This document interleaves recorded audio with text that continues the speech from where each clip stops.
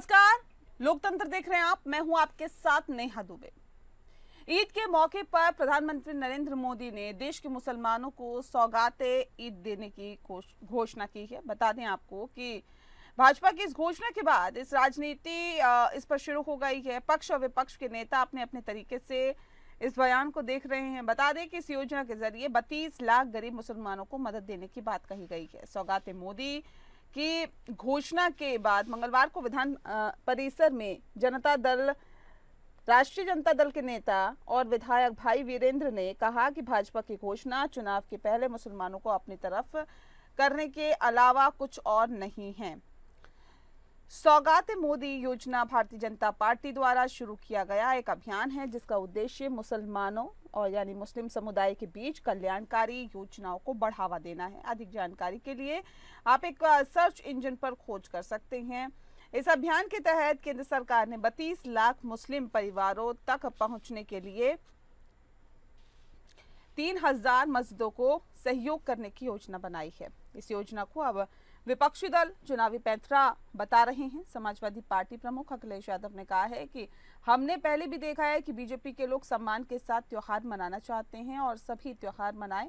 सारे धर्म के त्योहार मनाने चाहिए। अच्छी बात है कि वो अब त्योहार मनाने लगे हैं। बीजेपी वोट के लिए कुछ भी कर सकती है। इस कदम को अल्पसंख्यकों तक पहुंचाने के लिए और अल्पसंख्यकों तक पहुंचने के लिए भाजपा के आखिरी प्रयास के रूप में भी माना जा रहा है, जिन्हें पार्टी का मतदाता आधार नहीं माना जाता है। पार्टी का ये कदम पसमानदा मुस्लिम समुदाय का समर्थन हासिल करने में असफल प्रयासों के बाद आया है, जिन्हें मुसलमानों के बीच जो निचली जाति माना जाता है। पिछले साल पार्टी ने सूफी संवाद महाअभियान के साथ सूफी समुदाय के लिए एक आलिव ब्रांच का भी विस्तार किया था। भाजपा ने हाल के लोकसभा चुनावों में पहले विशेष रूप से केरल में ईसाइयों तक पहुंचने की भी कोशिश की थी और इसका पार्टी को लाभ भी मिला, क्योंकि बीजेपी ने त्रिशूर में सुरेश गोपी के माध्यम से राज्य में अपनी पहली लोकसभा सीट जीती है।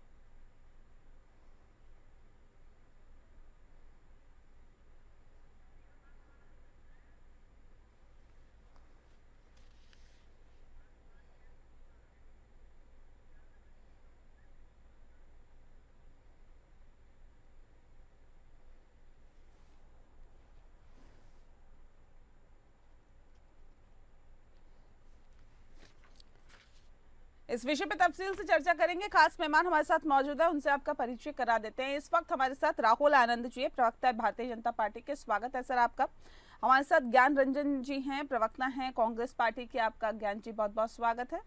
और आरजू खान जी हमारे साथ है, प्रवक्ता हैं आरजेडी के। आरजू जी आपका भी बहुत बहुत स्वागत है। इस खास कार्यक्रम की शुरुआत राहुल आनंद जी आपके साथ ही। ये जो सौगातें मोदी देने की घोषणा की है सर, ये क्या है, इस पर थोड़ा सा प्रकाश डालें। जी, सबसे बड़ी बात ये है कि जिन लोगों को ये लगता है कि भारतीय जनता पार्टी राजनीति कर रही है, तो उनको बता दें कि हम सबका साथ, सबका विकास और सबका सम्मान की बात करते हैं। बस फर्क क्या है हमारे राजनीति में और अन्य की राजनीति में, कि हम मुसलमानों को कभी वोट बैंक नहीं समझते हैं, क्योंकि हम चाहते हैं कि जो 140 करोड़ की जो संख्या है वो हमारे बिहार, वो हमारे देश के लोग हैं। दूसरी बात, अगर बात करें कि सौगाती मोदी की, तो इसके पहले भी अगर योजनाओं को उठाकर देख लीजिए तो क्रमबद्ध तरीके से आपको दिख जाएगा कि किन योजनाओं का लाभ कितने हद तक अल्पसंख्यकों को मिला है। देखिए, यहाँ पे अल्पसंख्यक का तात्पर्य ये है विपक्ष के लिए, क्योंकि वो एक वोट बैंक की तरह उन चीजों को देखते हैं। एक कहावत है, एक गाना भी है कि तुम करो तो लीला, हम करे तो कैरेक्टर ढीला वाले जो बात होती है, वो इस तरह की बातें करते हैं। लेकिन हम कभी भी किसी भी चीजों को जब जनता के बीच में जाते हैं तो हमारे माननीय नरेंद्र मोदी जी 140 करोड़ देशवासी करके संबोधित करते हैं, ना कि इस तरह से संबोधित करते हैं कि हमारे देश के संसाधनों पे पहला हक अल्पसंख्यकों का है। इस तरह की बातें हम नहीं करते, क्योंकि ये पुराने पूर्व स्वर्गीय प्रधानमंत्री इस तरह की बातें कहा करते थे। अब यहाँ प्रश्न ये उठता है कि क्या ये इफ्तिहार देने से ही हमें वोट मिलेगा, क्योंकि अब मुस्लिम वर्ग खास करके समझ चुका है कि वो एक ठेकेदार की तरह काम नहीं करता। एक जो भीड़ का नेतृत्व करने के लिए कुछ धर्म गुरु होते हैं जो कहते हैं कि उनको यहाँ वोट देना है, तो ये बात तो बिल्कुल असत्य साबित होते जा रही है आने वाले समय में, क्योंकि नरेंद्र मोदी जी ने इस बैरियर को तोड़ दिया। सबका साथ, सबका विकास और सबका सम्मान की जो बात करते हैं, अब सब लोग अपने चीजों को देखने लगे हैं कि हमारे हित के लिए कौन काम कर रहा है, मेरे लिए कौन कर रहा है, और हम वर्ग में कितने आगे बढ़ पाए हैं, इसकी चर्चाएं अब होती हैं। एक बात और आपको बता दें कि जिन योजनाओं को केंद्र सरकार द्वारा चलाया गया था, उस योजनाओं में भी बढ़ चढ़कर हिस्सेदारी, चाहे वो मुद्रा योजना की बात कर लीजिए या पीएम आवास योजना की बात कर लीजिए या जनधन खातों की बात कर लीजिए, इन सब में वो लोगों की भागीदारी बहुत तेजी से बढ़ी है। ठीक है, ज्ञान रंजन जी, भारतीय जनता पार्टी के इस कदम को कैसे देखती है कांग्रेस पार्टी? देखिए, हर त्योहार में कुछ न कुछ तो भारतीय जनता पार्टी लुभाती है लोगों को, पर दुख तो इस बात का है कि हमारे हिंदू भाई बहनों को दीपावली में अभी भी फ्री का गैस सिलेंडर नहीं मिला, होली में फ्री का गैस सिलेंडर नहीं मिला, जो उन्होंने वादे किए थे, वो भी चुनाव में इनके मैनिफेस्टो में मिला। खैर, आइए अब मुद्दे की बात करते हैं। कोई भी कदम किसी के लिए भी उठाया जाए स्वागत योग होता है, लेकिन राजनीति हम नहीं करते हैं। ये जो गाना भी गा रहे थे, गाना इन पे उल्टा फिट करता है। हम करते हैं तो ये हमें कहते हैं कि हम तुष्टिकरण कर रहे हैं, और ये कहते कर रहे हैं तो ये बोलते हैं कि हम सौगात दे रहे हैं। यही फर्क है आईने का। इन्हीं के लोग कपड़े से पहचानते हैं कि कौन किसका है, और उस पर किस तरह से कटाच और उस पर शब्दों का वान चलाते हैं। किसी से ये छुपा नहीं है। देश के सर्वोच्च पद पे बैठे होने के बाद इस तरह की जो बातें लोग करते हैं, वो बहुत ही हमारी देश की जो सामाजिक सद्भावना है उसको कितनी बार बिगाड़ चुके हैं। आपके माध्यम से कई बार हम लोगों ने डिबेट भी किया है। सबसे इम्पोर्टेंट बात आते हैं कि लोग अगर ये कहते हैं कि चुनावी चश्मे से देखते हैं, तो क्या ये चुनावी चश्मे से नहीं देखते हैं? क्या ये यहाँ पे लड्डू खाने आए हैं? जैसे बिहार की स्थिति को आप देखिए, बिहार में इनके जो मुख्यमंत्री हैं जिस दल से, उनके इन्हीं लोगों ने, इसी समाज, इन्हीं के धर्म के लोगों ने बॉयकॉट कर दिया है। काफी चला, काफी डिबेट हुआ, ये तो छुपा हुआ नहीं है। तो आप अगर इसकी बात कहते हैं कि हम सौगात दे रहे हैं, तो दूसरी तरफ देखिए कि आपके लोग आपके साथ कितने खुश हैं। कितने लोगों ने इसको बहिष्कार किया, जो कि पहली बार हो रहा है देश में, हमारे देश में। कभी इससे पहले ऐसा उस तरह की चीजें नहीं थी कि हम एक पार्टी के लोगों को बुलाए हुए चीजों को हम रिजेक्ट करते हैं या उसको नहीं मानते हैं और उसमें शामिल नहीं होंगे। सोचिए हमारी देश की धार्मिक समरसता कहाँ जा रही है। इसी सबसे बड़ी बात देश में। ठीक है, मैं आ रही हूँ। आरजू जी, क्यों लग रहा है ये चुनावी स्टंट है, भारतीय जनता पार्टी की तरफ से ये खेला गया है? क्यों लग रहा है? ये तो एकदम खुले तौर पे लग रहा है कि बिहार में चुनाव है, इसलिए सौगातें मोदी है। अगर आपको देना है तो उनका हक और हुकूक दीजिए। अगर देना है तो उनकी मस्जिदें, उनके कब्रिस्ताने, उनको आप महफूज रखिए। अगर देना है तो कपड़े पहचान देख के आप पहचान के उसको आतंकवादी मत बताइए। अगर देखना है तो जो जिनको आप लोगों ने फंसा के जिनको जेल में ठूस दिया, फिर वो बेगुनाह होके निकलते हैं। अगर हक देना है और बराबरी का दर्जा देना है तो उनको इंसाफ दीजिए। सबसे बड़ी चीज ये है, आप क्या कर रहे हैं? एक चुनावी स्टंट कर रहे हैं। दलित भाइयों को आप क्या दे रहे हैं? अगर आपको देना ही है तो उनको रोजगार दीजिए, उनको नौकरी दीजिए। अगर देना ही है तो आप उनको मुख्य धारा में लेकर आइए। अगर देना ही है तो जो माइनॉरिटी में जो पिछले जो तबके के जो पसमानदा मुसलमान हैं और या फिर जो स्वर्ण मुस्लिम जातियों के लोग हैं, उनको बराबरी का दर्जा दीजिए। अगर नहीं दर्जा दे पाते हैं तो उनको भी आरक्षण की बात करिए, क्योंकि बहुत से ऐसे लोग हैं जिनको आरक्षण की जरूरत है और लोगों की तरह। तो अगर आप देना चाहते हैं तो ये क्या है कि सौगातें मोदी दे रहे हैं। हर चीजों में आपकी ब्रांडिंग होती है। आपने देश के 80 से 85 करोड़ लोगों को 5 किलो राशन देते हैं और बड़ा सा झोले पे अपना जो है 5 किलो राशन में 150 रुपए का आपका थैला हो जाता है। अगर देना ही है सब कुछ, आपका ब्रांडिंग हो जाता है, तो उनको हक के साथ नौकरी दीजिए, रोजगार दे दीजिए, शिक्षा दीजिए, शिक्षा से दूर करिए। ठीक है, जल्दी से बात होनी चाहिए ना। अगर बात करते हैं चुनावी स्टंट है क्या? मुसलमानों की याद तब आती है जब चुनाव आते हैं। देखिए, सबसे बड़ी बात यह है नेहा जी कि हम कहते नहीं, हम करते हैं। और जहां तक सवाल उठता है देने का, तो आपको जानकारी के लिए बता दें कि जनधन योजना हो या फिर निजी क्षेत्र की बातें कर लीजिए, रोजगार की योजनाओं की बातें कर लीजिए, या फिर सरकारी नौकरी में प्रतिनिधित्व की बातें कर लीजिए। सौगातें मोदी थोड़ी था। सुनिए तो सही, जनधन योजना सौगातें मोदी थोड़ी था। सुनिए तो सही। अरे हम सुन रहे हैं। अगर आप गलत चीज कहिएगा, वो देश के प्रधानमंत्री को ही रिप्रेजेंट करते हैं। आप भी अरे तो कहना ना कि देश के प्रधानमंत्री की तरफ से मिला है सौगातें मोदी क्या होता है? समस्या है आरजू जी। देना है तो शिक्षा दीजिए, उनके हाथों में पेन और किताबें दीजिए जाते हैं और कहते हैं कि मुसलमान किताबें और पेन दीजिए। हुआ है। जो 80% पे 20% होकर नौकरी को सुनिश्चित करिए, अगर देना ही है तो उनके नौकरी को सुनिश्चित करिए। कमेटी की रिपोर्ट कब आई थी? आप मुझे बताइए ना, मुसलमानों कमेटी की रिपोर्ट कब आई थी? 2006 में सत्तर कमेटी की रिपोर्ट आई थी, और वो योजनाओं को क्यों नहीं लागू किया गया? जरा मुझे बता दीजिए। भीड़ में जिसको मारदारी कर रहे हैं मुसलमानों का, जिसको भीड़ में मारते हैं, कमेटी रिपोर्ट आई थी, जिसकी लिंचिंग कर देते हैं, नहीं नहीं ऐसे नहीं, एक एक करके रखिए ना अपनी बात प्लीज। आरजू जी मैं आती हूँ, अभी आपने अपनी बात को कहा ना, अभी राहुल आनंद जी को बोलने दीजिए, फिर मैं आ रही हूँ। देख के जिसको गोली मारती है उसके साथ इंसाफ करिए, जिसके साथ लिंचिंग करते हैं उसके साथ इंसाफ करिए कि ये देने ठीक है ना, ठीक है बोलने दीजिए पहले राहुल जी को बोलने दीजिए। राहुल जी देखिए, एक बात ये भी है जो ज्ञान रंजन जी ने कही थी, उन्होंने कहा कि जो वायदे पहले किए गए थे, हिंदुओं से कहे गए थे कि देखिए दिवाली पे ऐसा होगा वैसा होगा, वो तो उन्हें फायदा उसको मिला नहीं। अब एक नई घोषणा जिसका जिक्र किया जा रहा है कि सौगात है मोदी। अब सवाल इस बात को लेकर है कि एक वादे पूरा नहीं किया, उसके बाद एक सौगात, झड़ी लगा देते आप लोग सौगातों की, लेकिन पूरा कौन करेगा sir? Neha ji one by one मैं सारे प्रश्नों का उत्तर दे देता हूँ आपको, और जरा मुझे समय दीजिएगा क्योंकि मुझसे आपने पूछा है तो जवाब भी देता हूँ मैं।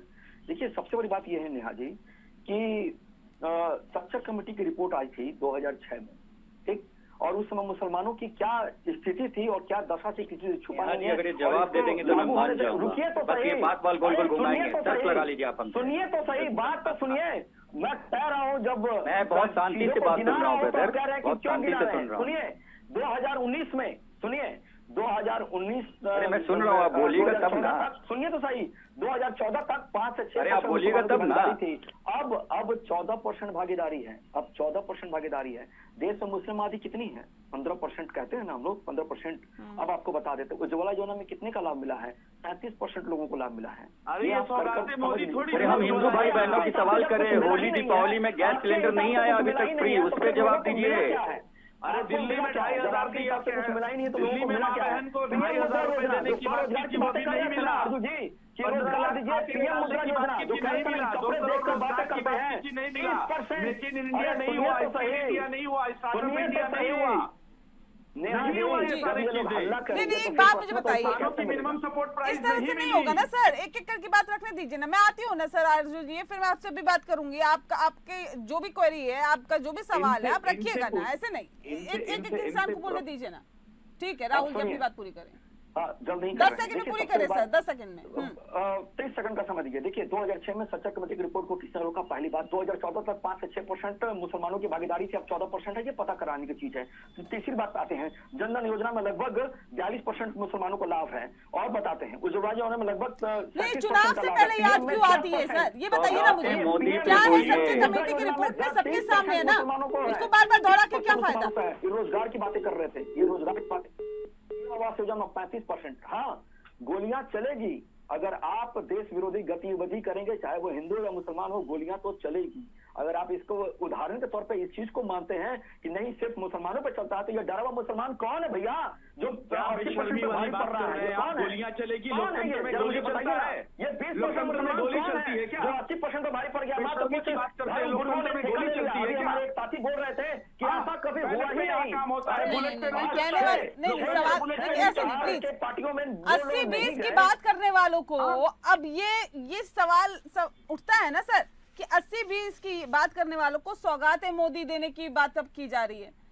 ये भी तो सवाल उठता है ना कि आखिर क्यों मुसलमानों की लगातार संख्या में चाहे वो कोई भी योजना है उसमें लगातार वृद्धि हुई है। हम वोट बैंक की तरह उनको नहीं देखते हैं। पहले के जीवन स्तर को देखिए, अब के जीवन का स्तर को देखिए, पता चल जाएगा। फतवा जारी किया गया था, सीएए एनआरसी के भी विरोधी थे। जरा आरजू खान से पूछिए कि सीएए लागू हो चुका है, क्या उनको देश से निकाल दिया गया या बिहार से निकाल दिया गया? जरा पूछिए तो।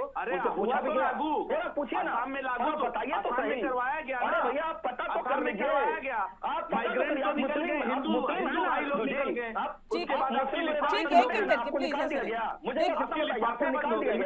देखिए ज्ञान जी, बीजेपी ऐसे नहीं ना आरजू जी, प्लीज ऐसे नहीं।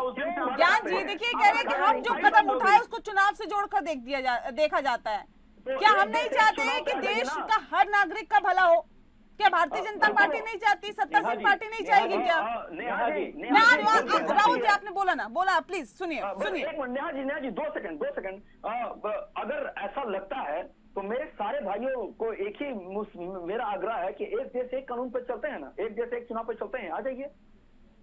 ठीक, तो सरकार में आप हैं, सत्ता में आप हैं, कौन भाग रहा है? कर रहे हैं, करने वाले आप हैं, नकारा है। क्यों आप लोग विरोध कर रहे हैं? आरजू खान जी प्लीज, नकारा है। मैं बार बार आपसे कह रही हूँ, देखिए फिर मुझे आवाज डाउन करवानी पड़ेगी और तभी खुलवानी पड़ेगी जब मैं सवाल पूछूंगी, ऐसे नहीं ना।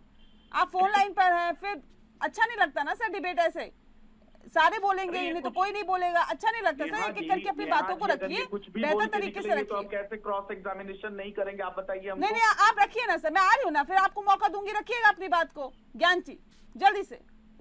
देखिए कौन मना कर रहा है कि किसी का विकास नहीं हो, लेकिन विकास का पैमाना क्या है? हाँ विकास का पैमाना ये है कि आप जुमला साबित करें। 2 करोड़ नौकरियों का जो वादा किया था हर साल, क्या आपने दिया? जिस तरह से महंगाई की चरम सीमा पे आपने दिया, बिहार में जिस तरह से पलायन के दंश हम सब लोग सह रहे हैं, क्या उसको आपने कम किया? जिस तरह से हमें पढ़ाई करने के लिए भी बिहार से बाहर जाना पड़ता है, उसके लिए आपने कुछ किया? जिस चीज हमको इलाज के लिए बाहर जाना पड़ता है बिहार से, उसके लिए आपने कुछ किया? जिस तरह से हमें रोजगार पाने के लिए, कमाने के लिए बाहर जाना पड़ता है, आपने उसके लिए कुछ किया? तो पढ़ाई लिखाई कमाई सबके लिए हमें बाहर जाना पड़ता है। तो मैं पूछना चाहता हूँ बिहारियों के, मैं बिहार में पैदा हूँ तो बिहार में नौकरी कब मिलेगी? आप जो कह रहे हैं सबकी बात करते हैं, तो हम सबकी बात कर रहे हैं, कब मिलेगी? बिहार में हम पैदा करके गुनाह कर दिए हैं क्या कि 2 दशक से इनकी सरकार है और पलायन का दंश हम सह रहे हैं?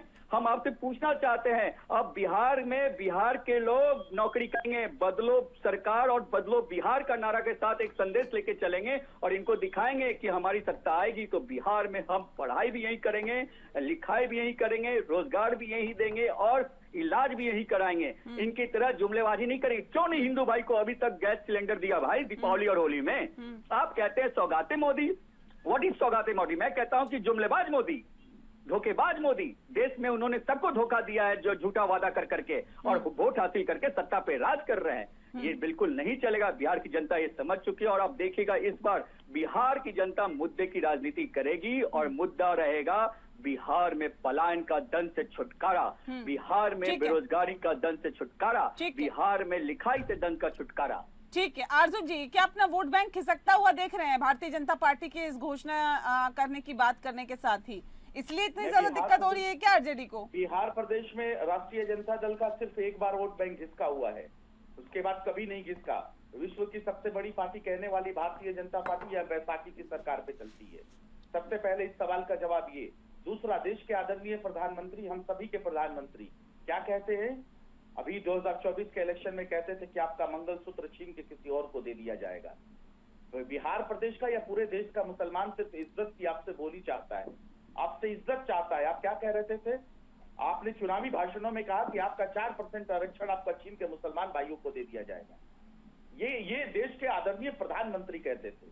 अभी इनके बचौल क्या कह रहे थे कि पावन जुमे आते हैं, मुसलमान जो है वो घर में रहे, बाहर क्यों निकलेगा, उसको मस्जिद में जाने की जरूरत क्या है। ये लोग कपड़ों से पहचानते हैं, दाढ़ियां देख के लिंचिंग कर देते हैं और उनको सत्ता में बैठे हुए लोग संपोषित और संरक्षित करते हैं।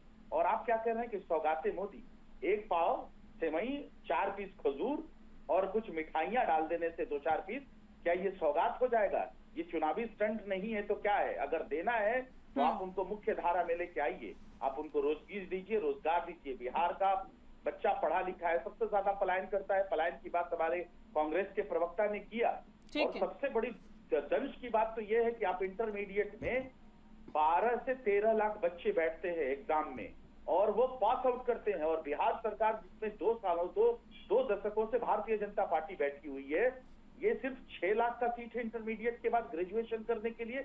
बात इस पे होनी चाहिए। सबसे ज्यादा पूरे देश में अगर बच्चे हाई स्कूल में ड्रॉप आउट करते हैं तो वो बिहार प्रदेश में ड्रॉप आउट करते हैं। बात इस पे होनी चाहिए। अगर सबसे ज्यादा अंडरवेट किसी राज्य में पैदा होता है तो बिहार में पैदा होता है, इनके 2 दशकों से सरकार में पैदा होता है। बात उस पे होनी चाहिए। बात इस पे होनी चाहिए कि 60,000 सौगाते मोदी में राहुल आनंद जी, जिस बात का जिक्र अभी दोनों तरफ से किया जा रहा है, देखिए दोनों प्रवक्ताओं ने कहा कि बेरोजगारी को खत्म करिए, नेहा जी, एक रोजगार मिनट, दीजिए, करोड़ लोगों को, महंगाई को 85 खत्म करोड़ करिए। लोगों को ये 5 किलो राशन देके ये विकास के रास्ते पे ले जाना चाहते हैं या विकास के रास्ते पे? क्या ये पार्ट 2 है क्या? ठीक है, ठीक है, अब जवाब ले लेते हैं, जवाब ले लेते हैं। नेहा जी, सबसे बड़ी बात ये है कि ये जो बातें करते हैं, थोड़ा आ जाते हैं इतिहास के पन्नों को ही उगेर के देख लेते हैं। 15 साल कांग्रेस रही थी और उसके बाद 15 साल अरे आज रही थी। अरे सुनिए तो सही, मिर्ची लग जाती है, सत्य बात करने पे मिर्ची लग जाती है। आपके एक एक प्रश्न को उत्तर देते हैं। देखिए सबसे बड़ी बात क्या है, अरे सुनिए तो सही, सुनिए तो सही, सुनिएगा तो कुछ बुद्धि क्षमता में विकास होगा, सुनिएगा तो बुद्धि क्षमता में विकास होगा। हल्ला करिएगा तो फिर ना आपका है ना मेरा है, किसी का नहीं होगा।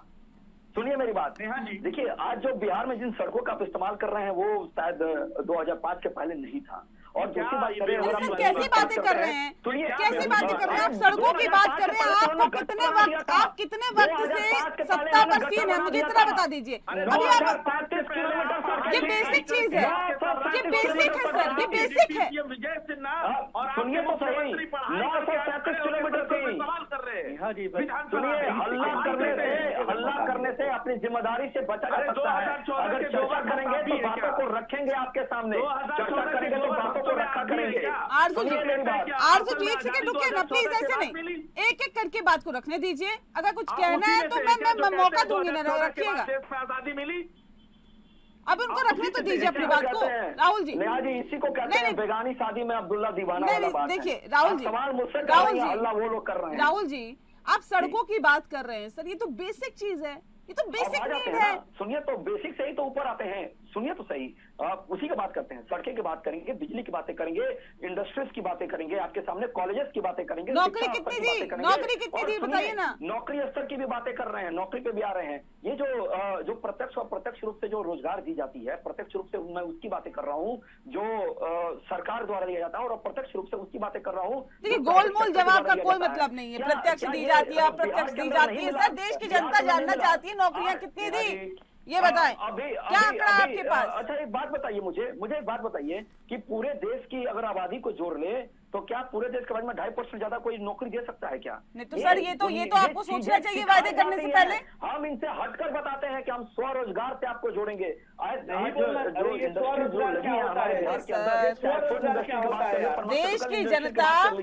देश की जनता उन बातों को सिर्फ पूछती है जो वादे आप लोग करते हैं चुनाव से पहले, सिर्फ उन वादों पे जवाब मांगती है देश की जनता। 12 लाख लोगों को रोज, और जब आप लोग जाते हैं ना चुनाव में तो पूछती है कि पहले ये वादा किया था उसका क्या हुआ, जमीन पर कितना उतरा, क्या हुआ उस वादे का, तब आप लोग जवाब नहीं दे पाते। नेहा जी, बिहार का आर्थिक विकास दर कितना है?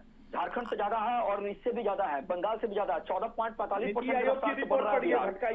और सुनिए यूपी 12% बढ़ रहा है। तो क्या ये आपके बिहार का ये क्या? देखिए वक्त की कमी है मेरे पास, आप लोग गोलमोल जवाब देते हैं ना, डिप्लोमेटिक आंसर देते हैं, वो उसका कोई मतलब नहीं है। बहरहाल बहुत शुक्रिया आप सभी मेहमानों का हमारे साथ इस खास चर्चा में शामिल होने के लिए। लोकतंत्र में फिलहाल के लिए इतना ही, नमस्कार।